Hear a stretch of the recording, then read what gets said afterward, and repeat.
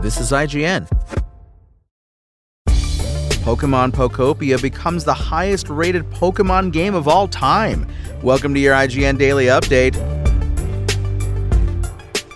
But first, Frozen star Kristen Bell has played down a report that claims she was set to pocket $60 million for voicing Princess Anna in Frozen 3 and 4, while acknowledging she still paid, quote, very well overall for the blockbuster Disney franchise.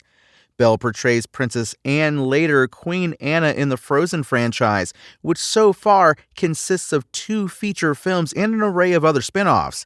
2 more movies are now in production, with Frozen 3 set for November 24, 2027, and Frozen 4 to follow after. Late last year, as the saga's cast recorded Frozen 3's dialogue, a report published by The Wrap claimed that Bell was set to earn an enormous $60 million for the 2 films, via an upfront lump sum as well as further awards tied to each movie's box office performance. The same amount was reportedly set to be paid to both Idina Menzel and Josh Gad, who play Anna's sister Elsa and her snowman sidekick Olaf. Now, however, Bell has suggested this figure was, quote, misreported. Bell was reportedly paid $15 million for Frozen 2, so an increase to $30 million each for Frozen 3 and Frozen 4 would be a large leap, though you'd assume Disney would be keen to keep its cast happy as the franchise continues to be one of the company's most lucrative. Disney has high hopes for Frozen 3 following the breakout success of the franchise's original 2 films. The first Frozen earned $1.28 billion back in 2013, an amount then topped by Frozen 2's $1.45 billion run in 2019. And Blue Prince, one of 2025's best video games, got a surprise launch on Nintendo Switch 2 Tuesday. Nintendo confirmed the game's eShop shadow drop at the finale of its Indie World broadcast, capping off a spree of other announcements from smaller development teams and publishers. Originally launched in April 2025 for PC, PlayStation 5, and Xbox Series X and S, Blue Prince is primarily the 8-year project of solo developer Tonda Ross. The game sees players assembling the blueprints of an ever-changing mansion each day, with progress slowly revealing hidden rooms, intricate mechanics, and an intriguing fantasy story. Revealing more about how the game unfolds would take away from the joy of discovering the layers to blueprints that playing the game provides. Suffice to say, though, that this indie puzzle roguelike is absolutely worth exploring if you have not already, a perspective shared by the game's numerous glowing reviews and Game of the Year accolades. We've gathered all the announcements from Tuesday's Nintendo Indie World Showcase at IGN.com to ensure you didn't miss a thing.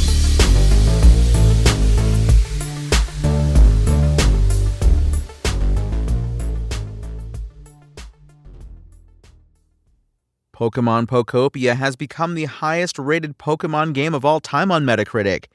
The building and town simulator is sitting on a Metascore of 88 on Metacritic.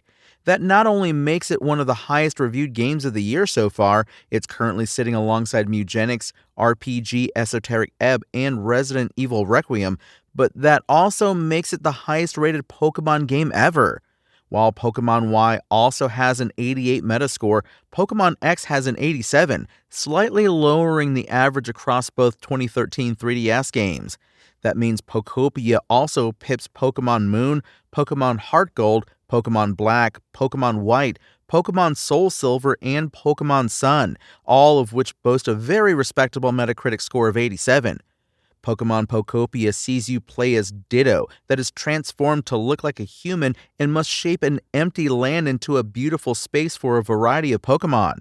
You'll learn new moves from Pokemon you meet to expand and create a paradise, collecting berries, rocks, and wood, as well as building furniture, growing vegetables in fields you've tilled, creating homes for Pokemon you meet, and more.